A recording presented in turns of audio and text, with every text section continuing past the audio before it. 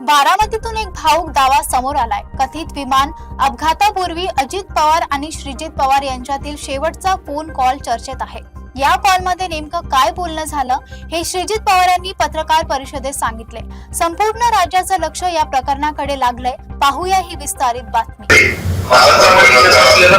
बरोबर आहे, परंतु त्याच्यात जिल्हा परिषदेची उमेदवारी आता अजित पवार यांचं 28 जानेवारी रोजी खासगी विमान अपघातात निधन झालं. सकाळी मुंबईहून बारामतीकडे रवाना झालेलं विमान बारामती विमानतळावर लँडिंग दरम्यान सकाळी 8:46 अपघातग्रस्त झालं. आज अजित पवारांचे चुलत पुतणे श्रीजित पवार यांनी बारामतीत पत्रकार परिषद घेताना अजित पवारांसोबत झालेल्या शेवटच्या फोन कॉलची रेकॉर्डिंग माध्यमांसमोर सादर केली आहे. अपघाताच्या अवघ्या 9 मिनिटं आधी सकाळी 8:37 हा कॉल झाला होता. या संभाषणात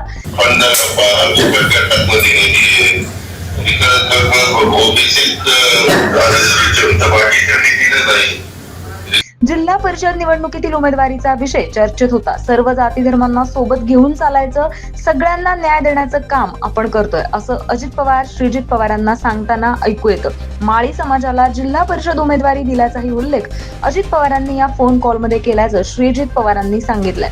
अपघाताच्या काही मिनिटे आधी झालेलं हे संभाषण आज अनेकांसाठी अत्यंत भावूक ठरत आहे.